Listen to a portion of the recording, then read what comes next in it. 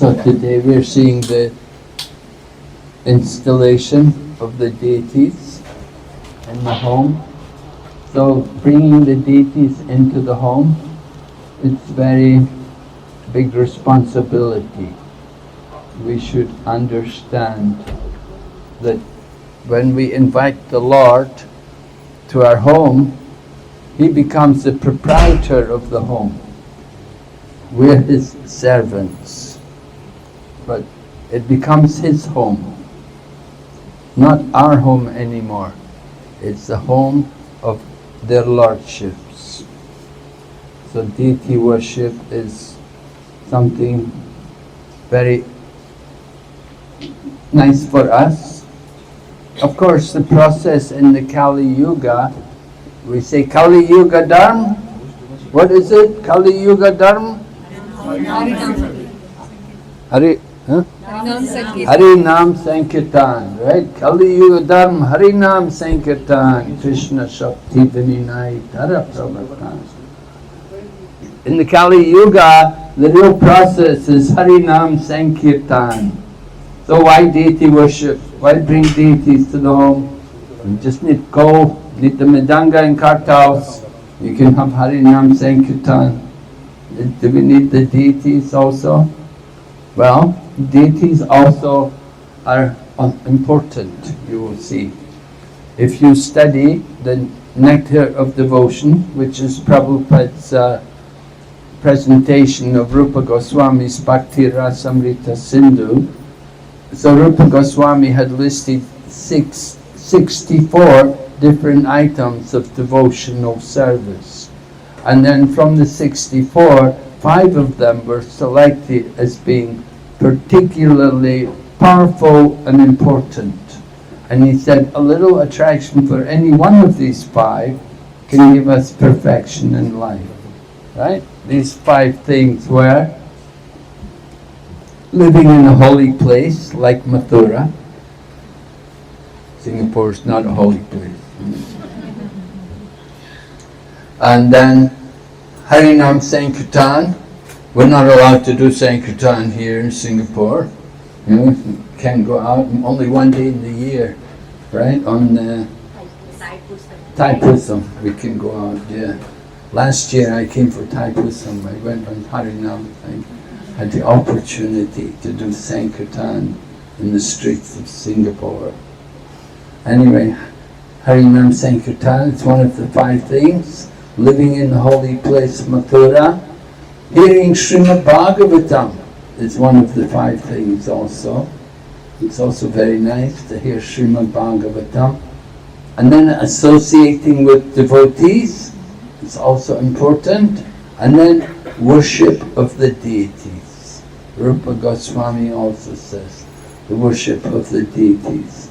And he gives the example, he says, don't look on the form of Govinda, who is standing on the banks of the Yamuna in a threefold bending form, playing on the flute.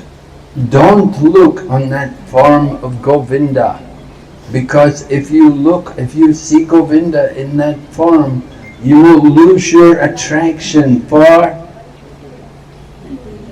family life, for family, society and friends. So you better not look. Did you look? You're finished, huh? Your material life is finished if you saw the form of the Lord. So that is the power of seeing the form of the Lord. If we actually see the Lord in the proper way, we will lose our attraction for mundane material life. So that's something very good actually, because instead of being attracted to the mundane things, we'll be attracted to the spiritual things, to the form of the Lord. Thank you. And every day we sing how the spiritual master is engaged in the worship of the deities. Shri Vigraha Radhana Nityanana Shringara Tanman Dira Marjanadu. Okay? Spiritual master is always engaged in the temple worship of deities like Radha and Krishna. And along with his disciples, they cleanse the temple and decorate the deities with beautiful clothes and ornaments. So this is one of the activities of the spiritual master. We saw Srila Prabhupada worship the deities. If you went to the installation of the Krishna Balaram temple in Vrindavan, Prabhupada did the arti, the first arti there. And also Bhaktivedanta Manor, Prabhupada did arti on the when they brought the deities to Bhaktivedanta Manor. And also in Bury Place in London, 7 Bury Place, the old temple in central London, Prabhupada did the arti there when they brought the deities, Radha Landaneshwara. And so Prabhupada would engage in temple worship, and he taught us also to engage in temple worship. So, why? Because in Kali Yuga the process is Harinam Sankirtan. Why do we need to do temple worship? Well, we have to understand the importance of temple worship. Temple worship is important because it will keep us regulated. We have to be regulated. Worship of the deities should be regulated, and it will keep us also pure. We'll give more attention to cleanliness. You see, when you're not clean, you cannot worship the deities. You have to have some men there to worship the deities, right? In the Bhagavad Gita, it says, Patram Pushpam Phalam Toyam.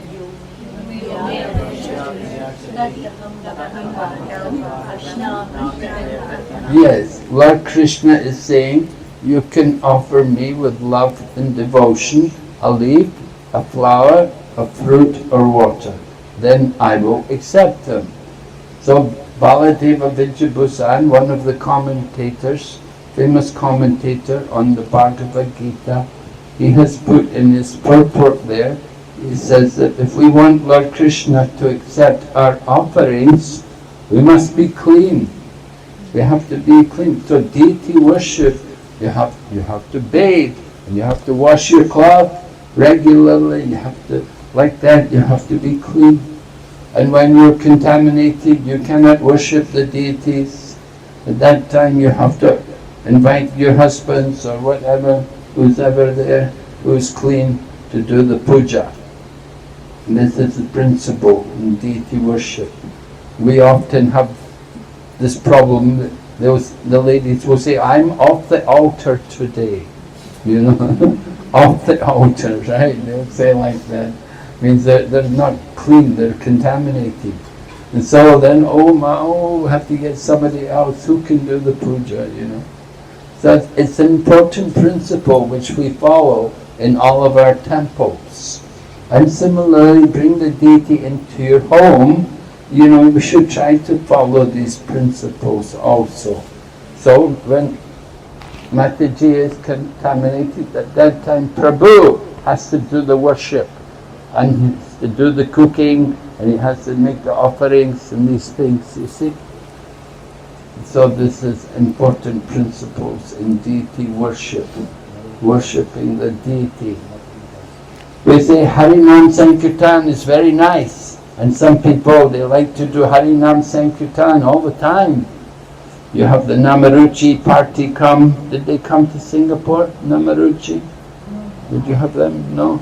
Because you're not allowed to do Harinam Sankirtan here. So. Anyway, they came to Hong Kong, they were in Taiwan, and they went to other places. They go around the world. But of course, coming here, you cannot do Harinam Sankirtan, so they would not come here. But Harinam Sankirtan is very nice, but we need to be regulated. You know, if you just go out on Harinam every day, you're not very regulated. But the temple worship is important. It keeps us regulated. It's good to go in Harinam Sankirtan also, of course. We don't want to just only do deity worship and stay back and never go out. It's good to go out and to meet the people, to go out and meet the public and to distribute Prabhupada's literature, and to distribute prasadam, give the holy name. It's very good for us. We need to go out and see how much suffering and how much misery there is in the world, how much people are in difficulties. It's important for us as devotees that we should be compassionate and we want to care and go out and try to help people. But we don't just only go out, we need to also keep our own purity and our own regulation. So the deity worship is there, and that's very important for us. And the deities, they have to have proper service. The service to the deities is done decorating the deities and bathing them. As we saw here this morning, they performed the abhishek, bathing the deities.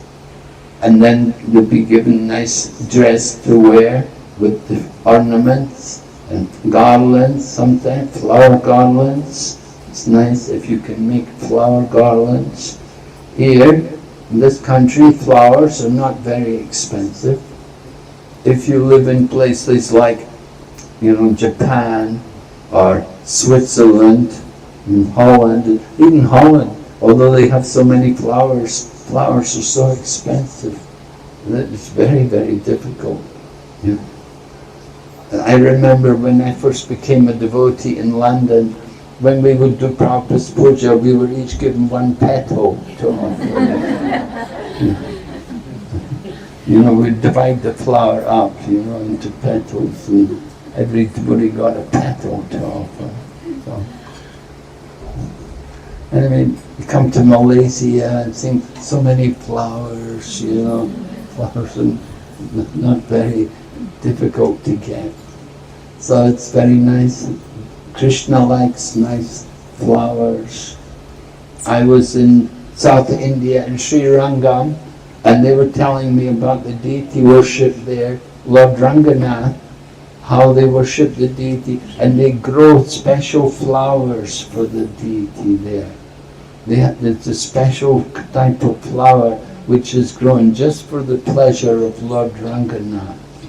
And they offer these flowers to the deities. And similarly, I was also in Ramuna, we saw the deity of Gopinath there. Gopinath, he is famous as the stealer of the sweet rice, Shirakor Gopinath, the deity who stole the sweet rice. So they also have land there, and they're growing flowers for the deities there. The devotees grow the flowers for the deities. So it's very nice if you can get some land. Yesterday, Brajahari Prabhu was telling me how he got a piece of land, something like $60 a year or something. Not very expensive, $60 for 1 year to get a plot of land, and he's growing flowers and some fruits and things. Right? So like that, you can do these things. It's very pleasing for the service of the deities to offer flowers and fruits and vegetables. The best things are the things which we grow ourselves, we produce ourselves. His Holiness Bhakti Raghava Swami, if he comes, he usually tells people, I will only eat what you've cooked, what you've grown. If you didn't grow it, don't give it to me. So that's a good standard to have. You see, he's encouraging the devotees to grow their own vegetables and so, and don't just only depend on supermarkets for your things, you see. So this is nice. This all part of deity worship. And we make, of course, the jewelry. You can also make some nice jewelry for the deities. I know in Mayapur, the devotees are making jewelry regularly for the deity. In Mayapur, of course, there are many deities, and they're not small, they're big deities, you know, and they have many sets of jewelry. The devotees there, they meet regularly, making the necklaces and jewelry for the deities. Actually, they bring the beads and things from China, and then they sit there every day and they make nice decorations for the deities. So when you're in Mayapur, you just see have a look at all those necklaces which the Panchatattva are wearing, and Radha Madhava, Astasaki, they all have so many ornaments. It's all made by the devotees. So very nice service for the deity. So like that, we can serve the deity in many ways. In Chaitanya Charitamrita, you can read about Raghava Pandit and how he served the deity. And Lord Chaitanya praised Raghava Pandit. Raghava Pandit's home is in Panihati. Panihati is near to Calcutta, not very far away from the airport. And it's on the bank of the Ganga, Panihati. So Raghava Pandit lived there with his sister called Damayanti. And they were serving the deity. Lord Chaitanya talked about the worship, the deity worship of Raghava Pandit.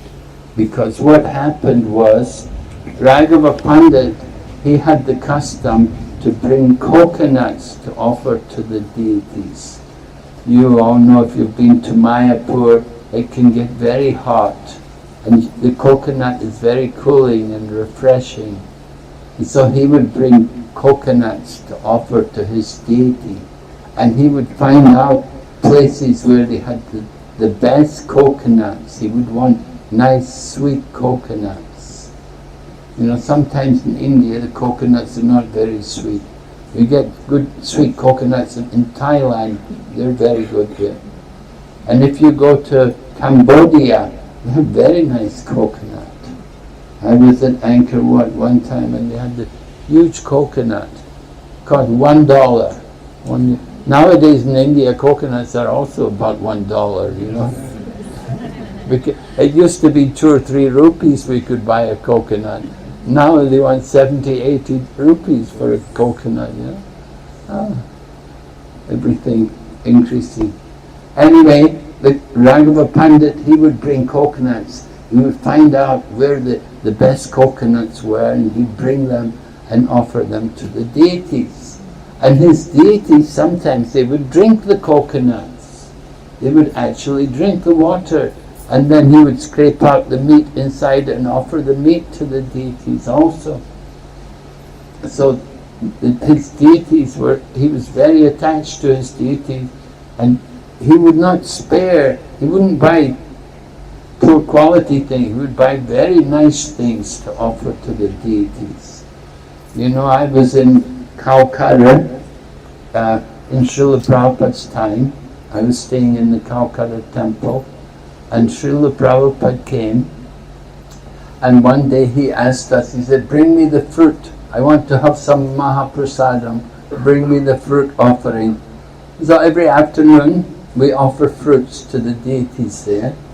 Most temples would do that, you know, and you wake up the deity in the afternoon. And I know in Soho we do that, right? We still do that, right? Every afternoon they have the fruit offering. And so we brought the fruit offering to Srila Prabhupada. And Srila Prabhupada took some of the fruit. Then he said, who has purchased this fruit? And so devotees said, oh, it was purchased by Debu, Srila Prabhupada. Debu was some, a local man. He was coming to temple. He was not initiated, but he was about 30 years old. He was a responsible person. And we thought, because he's Bengali, it would be easier for him to buy fruit in the market than, white people, If we go, we get cheated, that they give us we would think, oh, very, very good price, and they're actually charging us twice as much as what we bring. And so we thought the local man, he will do it good, you know. So we said, Debu brought the fruit. And so Prabhupada said, tell Debu to come and see me. So when Debu went in to see Srila Prabhupada, Prabhupada said to him, you are Bengali and you don't know how to buy fruit? So Prabhupada was indicating, you know, that when you purchase things for the deities, don't just purchase garbage. You know, you have to purchase nice things. They should be good, you know. It shouldn't be, you know, moldy flowers, you know, withered flowers or rotten fruits and stuff. You have to give good quality because you're serving the Supreme Lord. So we want to offer the best to the deities. So Raghava Pandit, he would do like that. He was very careful. He would not worry about the price. He'd go far and he'd bring the fruits and the vegetables, the flowers and things to offer to the deities. So one day he was offering the coconuts, and what happened, the servant was carrying the coconuts and he was just outside the door of the altar, but somehow he put his hand up and he touched the ceiling. You know, Bengal, you know, sometimes the ceilings are not very high, you know. So he put his hand up, touched the ceiling. So Raghava Pandit immediately said, oh, he said, you've contaminated all the coconuts now. He said, look what you've done. He said, you touched the ceiling. Every day people are coming and going. The dust is flying up, going on the roof. You touched the ceiling. Some of the dust must have fallen on the coconut. All of these coconuts are contaminated now. They cannot be offered now. Have to get more coconuts and make another offering. So this was how Raghava Pandit was. He had very high standards to worship the deities. And Lord Chaitanya appreciated that. Oh, very good, you know, very nice. You know. So when we worship the deities, we have to do it very carefully. We want to please Krishna. The Lord has come to stay in your home. You have to offer the nice things for Him. We have to offer. And when we do arti, family should come and attend the arti. Just like in the temple, when we do arti, Prabhupada said, everybody should come. If they were doing arti, you should come and attend the arti. Because arti means receiving the Lord. He has come to your home. You have to come and receive. If the Lord is going to come to your home, are you not going to come and greet Him? Oh no, certainly we should come and see, come and take part in the arti. So Prabhupada like that, he was training us to do these things. So deity worship is very important part. And generally we have a good reputation. The ISKCON temples, people know the deity dresses are very high standard. If you see in Vrindavan, Krishna Balaram temple, how they decorate the deities every day. You know, just amazing. You know, if you look on the internet, you can see how nicely they've done it, how much trouble they must be taking every day to come up with new arrangements, different decorations and so on for the deities. So it's very inspiring to see. Actually, one of the ladies who's there now in Vrindavan doing it, she used to be in Taiwan. Then she went to Dubai, and she was in Dubai for a while, but now she's there in Vrindavan. And every day she's making these arrangements and dressing the altar, decorating the altar, beautiful backdrops and all different kinds of arrangements and flowers everywhere. It's wonderful. You know, Vrindavan, there's so many flowers everywhere, you know. So they really go to town, they make it very nice. And of course that's why so many people come. They like to see the temple, to see the deities. It's very, very pleasing. So the deity is non-different from the Lord. There was this one man, he used to come every day to see Lord Ramachandra. Lord Ramachandra was residing in Ayodhya, and one devotee used to come every day and to see Lord Ramachandra and offer his obeisances. So sometimes Lord Ramachandra would go out on tour. He would go to visit different places. Maybe he'd go to Mithila or somewhere or places like this to visit. Anyway, when the man came and saw that Lord Rama is not there, the man would fast. He would not take prasadam because he thought, I have not seen the Lord yet. I cannot take prasadam until I've seen the Lord. I have to offer my obeisances. Every day he had this habit. Just like even today in Jaipur, there are many devotees, they will come to see Radha Govinda, and every day they will come and offer obeisances, and only then, after seeing the deities, only then they will take their food.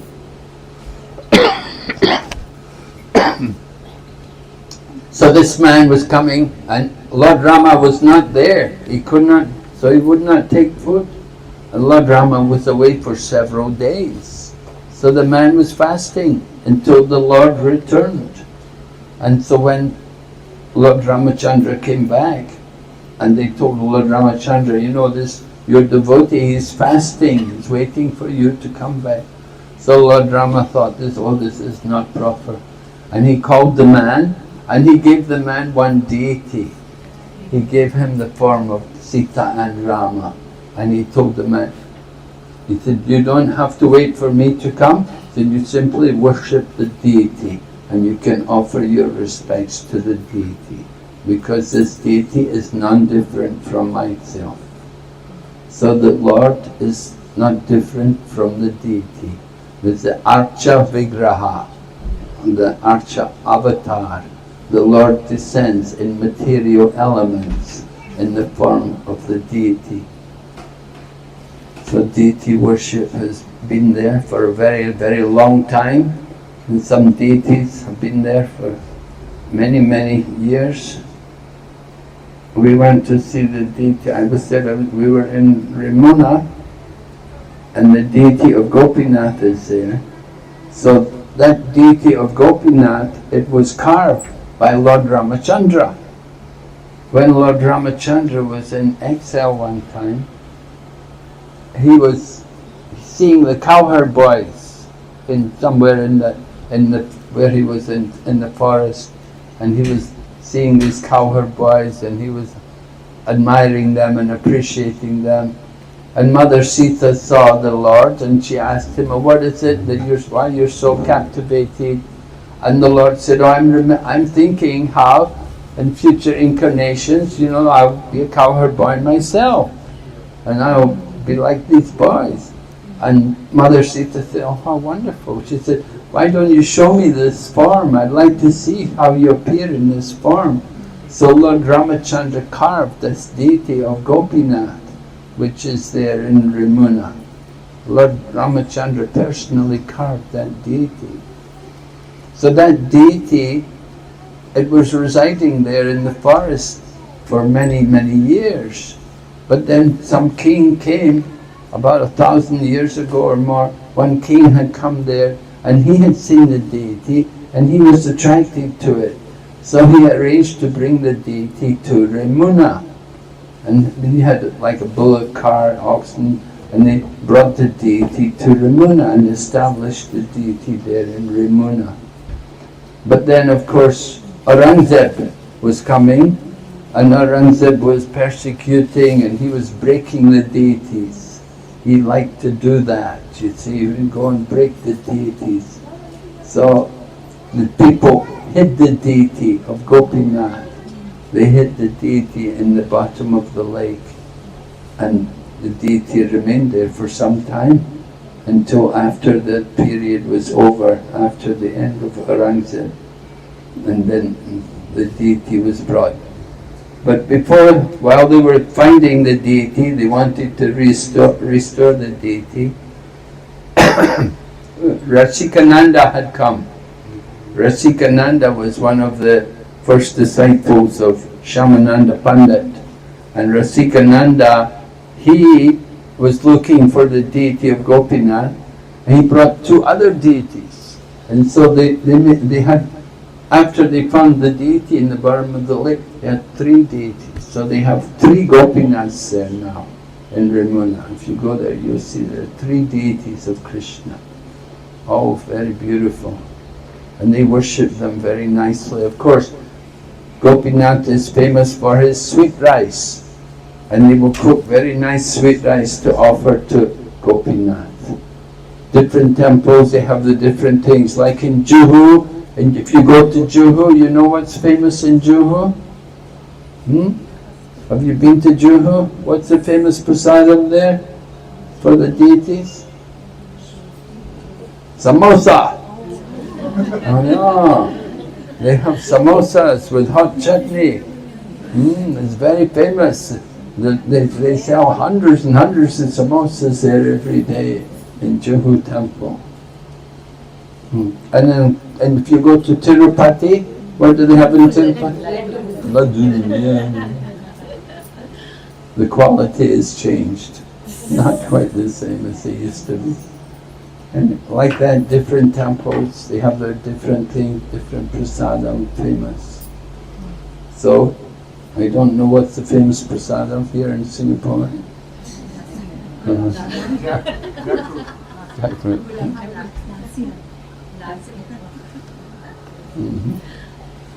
So anyway, we like to prepare different dishes for the pleasure of the deity. It's very important. Raghava Pandit was such a good cook. He and his sister Damayanti, Lord Chaitanya declared, he said, I think Radharani is cooking in your kitchen. Radharani, she had the blessing from Durvasa Muni that everything she cooked was like nectar. So it said that Radharani was actually cooking in the kitchen of Raghava Pandit and Damayanti. And they would cook things for Lord Chaitanya Mahaprabhu. They would prepare sweets and namkins and different things, and they would prepare them in such a way that they would be preserved for a long time, because they would cook and they would put them in a bag and they'd take it to Puri. When every year they'd go to Puri and they would cook for the year, and then when it came time to go to Puri, they had a big sack full of different preparations which they'd prepared. So they would cook all of these nice preparations, and they would pack everything very carefully, and they bring it all to Jagannath Puri, give it to Lord Chaitanya. And it would all be fresh and tasty, just as if they had just made it, because they were such expert cooks. As I said, Radharani was cooking in their kitchen. And so, like the Lord Chaitanya would relish all the different preparations which they would cook, the different things. So, like that, we want to also cook nicely for the pleasure of the deities, pleasing the deity. Lord Krishna, he likes to enjoy things. There's that one song which we sing every day, Vajabaka Vatsala, right? And what does it say? Luchi Chini Sarapuri Ladura Sabali. This kind of thing, different things, all different special treats which Lord Krishna enjoys eating every day. So like that, we cook for the pleasure of the deities, right? We don't cook for our own self, I don't think Krishna likes pizza and pasta, People sometimes, I want pizza, cheesecake, these things, No, we cook for Krishna. When they gave Prabhupada, one time in Los Angeles, the devotees had made some sweets and they gave to Prabhupada. Prabhupada said, what is this? It was made with something like marzipan or something, And so Prabhupada said, what is this? And they said, Prabhupada, we made this for you. He said, but why don't you make the sweets I showed you, He said, I taught you to make Bengali sweets, Rabari and Sandesh and Burfi and Rasamalai and these things. And devotees concoct different things, marzipan and chocolate and things. No, we try to cook nicely for Krishna, cook the nice traditional things. So that is all part of deity worship. Another time there was one lady, she was making dresses for the deities, and she decided, she put a little pocket on the dress, and in the pocket she would put sweet balls. But Prabhupada said, no, concoction. He said, why? Don't concoct. He said, just dress Krishna and make sweet balls. You offer them in front of Krishna. Put them on a plate and offer. Don't put them in his pockets.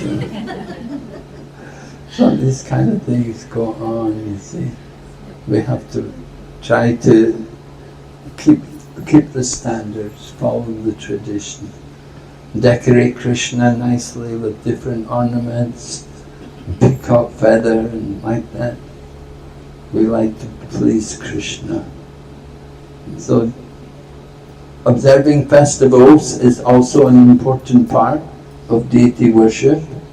When you have the deities, then you have to also give special attention to observe the festivals. Like Radha and Krishna, they will celebrate especially Krishna Janmastami and Radha Astami.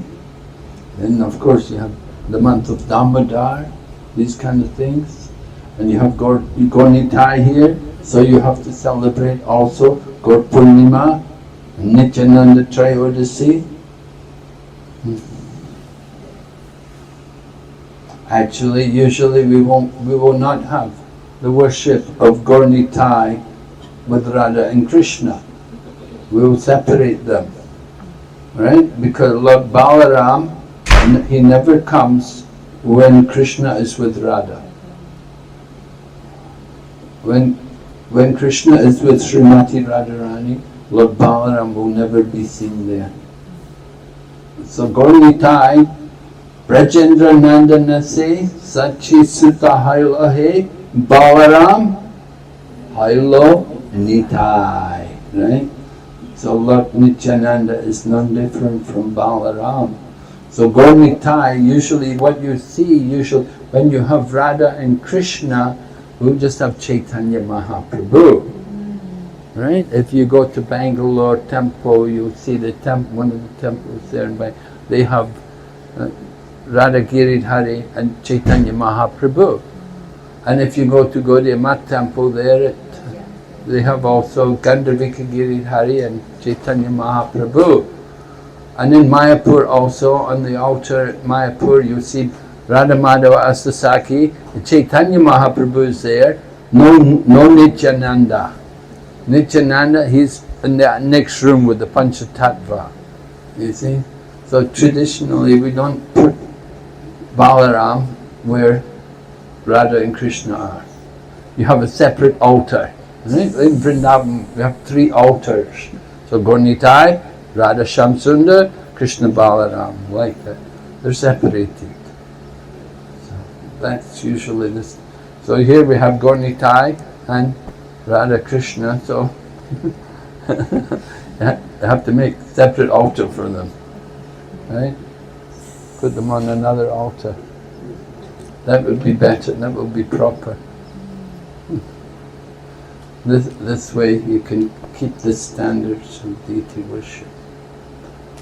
So worshipping the deity, devotees are becoming serious, more and more serious about it. We have a nice department of Ministry of Deity Worship, and there's a department, and they have a nice course on deity worship. They even have a course in making turbans, how to make turbans for the deities, and so many nice things are going on. So devotees are encouraged to take part in these things, to go and take part in the course and learn all the principles of deity worship. We don't need to increase the deities, we need to increase the quality of our deity worship. You know? One devotee I know, they came from Russia, and they were came to Mayapur and they saw all the deities, and initially they were thinking, oh, maybe I should get more deities. But then I said, what you need to do is just improve this. You already have Gauri Thai, just worship them properly. You know, not that you don't improve the standard just by increasing the number of deities, but it's how we worship the deity. And part of the deity worship is in offering nice prayers to the deities every day, you know, offering, reciting scriptures to them. Krishna not only likes to eat, he likes to hear also, you see. Often we have that tendency, we think the deity is just there for the offerings, you know, we offer it. And we never read to the deities, we never recite. But Krishna likes to hear. He likes to hear different pastimes. So reading from the scriptures is also part of the process of deity worship. Hearing regularly, let the deities hear. Okay, any questions? Are we ready? The deities dressed yet?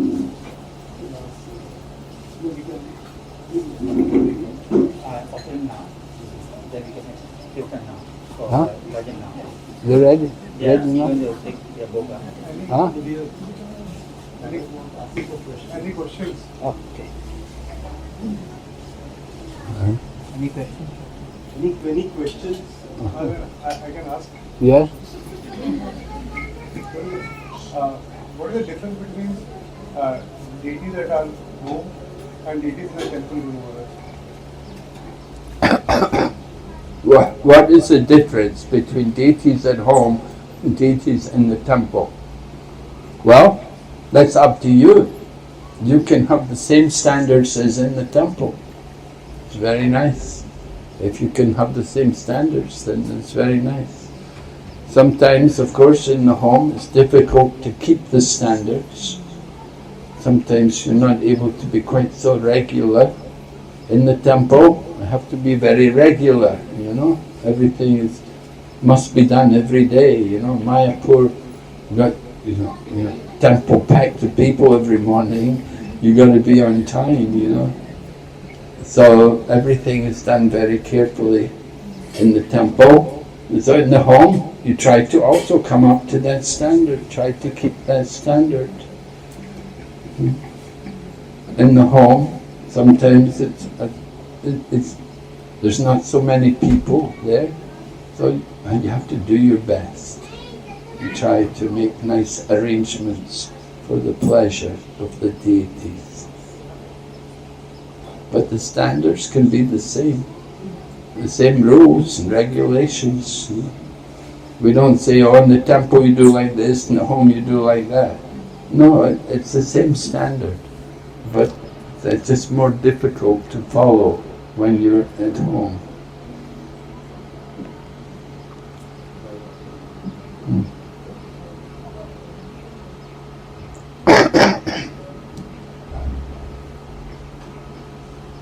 And the deity worship, once it's began, it has to be continued. You know, sometimes you get the case that in the beginning people very enthusiastic and they want to worship the deities and so on. But then after some time that, oh, it's getting difficult for me, or it's not so easy. Maybe I can give the deity. Can you take my deities for me? Can I give you my? Just like somebody gave you Gauri Thai, I don't know where they came from. I don't know whose deities they were. But, this is a common thing, people have the deities and somehow after some time they're not able to keep up the worship and they want to give them away and they give the deity to somebody, I'll give you some deity, would you like some deities?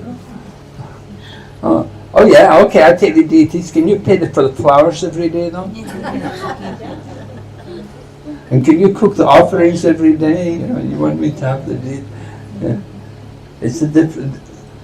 They're passing on a heavy responsibility. They're getting rid of their responsibilities by giving away the deities. They brought the deities, they had the deities, and they want, after some time, they want to give them away to people because they cannot keep up the worship. So this is not very good, you see. Anyway, once the deity is brought, the worship should continue, and that's the system. We give the deities.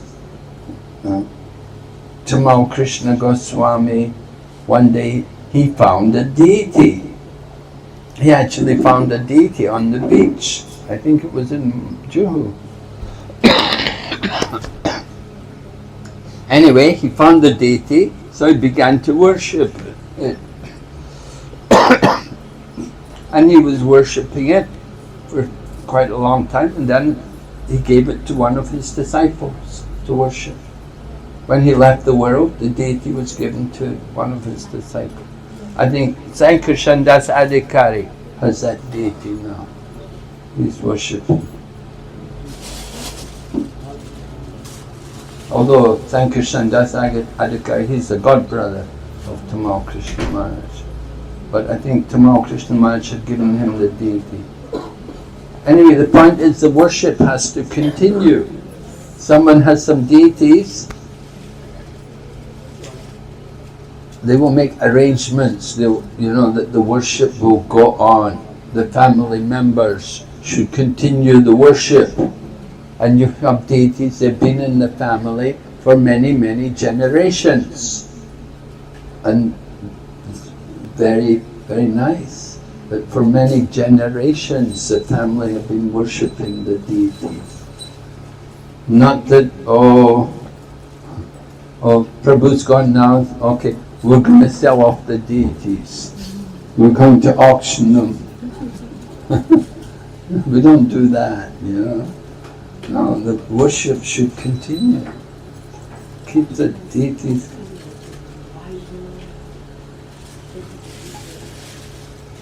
It's a deity worship. Like the temple, once the temple is opened, Prabhupada said temple cannot be closed. It has to continue. You open a temple, you have to so you bring the deities to your home, you have to continue the worship. Yeah? What's the standard of what do we do when we are traveling and deities are in the house? Well, What is the appropriate standard? when you are traveling, you have to make arrangements for somebody to do the puja for you. Either you bring the deity with you when you go traveling, you pack the deities, you take them with you and unpack them every day and do the puja, serve them. Or ask somebody else to do the puja while you're away. That they can make the offerings, come and do the cooking, make the offering, do the arti for you. You may possibly put the deities into their home. Sometimes you go to someone's home and they've got, you've got three Jagannaths here or something, Oh yeah, these other couples, they went away to India, they give me their deities while they're away. You see, they bring their deities. Yeah.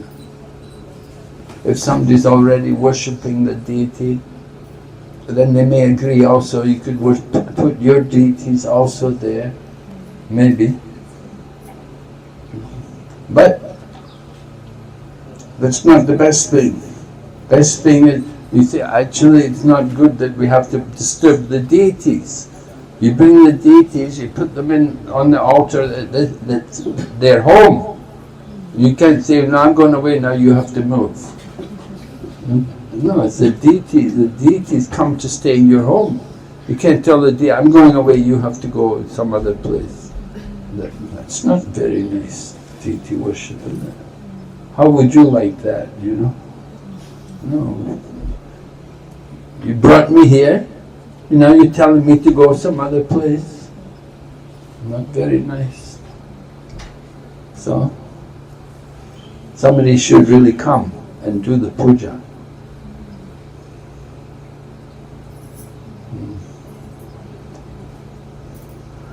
And unless you have something like maybe a Shaligram Shila, you know, a Shaligram, you can have it in a bag, small, it's easier. Some people often, some people also, like the Goswamis were living in Vrindavan, they carried the deities around their neck, you know. They carried the deities around their neck. They lived under a different tree every night. And they had no temples in the beginning. They had the deity, they had these deities, but they had no temples. But then Krishna arranged a nice temple for them. So, yeah, there's a lot of responsibilities to be considered in bringing the deities to your home. You know, you have to make nice arrangements. Right? You're going away to travel somewhere, so somebody should be there to do the puja in your place. And sometimes you may be sick, you may not be well, you may be contaminated sometimes. So other people have to do the puja for you that time. You have to make arrangements for all of this. Just like we have temples, we have to arrange that there's always some people there to do the puja. You know, in temples where we have the deities, like in London, Arti, how many Artis they do every day, Aradhita? Huh? 4 and Sharyanati, Gaurati, Dhupati, then Rajbhog, and morning Marvel, 5 Artis. Yeah, at least 5, yeah. 5 are every day. So and there are offerings to be done every day also. So it's not a small thing, it's a big responsibility. Like Mangal Arti, they will offer milk sweets. So you have to cook milk sweets. And it takes time, a few hours to cook milk sweet, boil the milk down, you know, stirring every day, you know, it's a lot of work. People to do these things, and you have to be very devoted.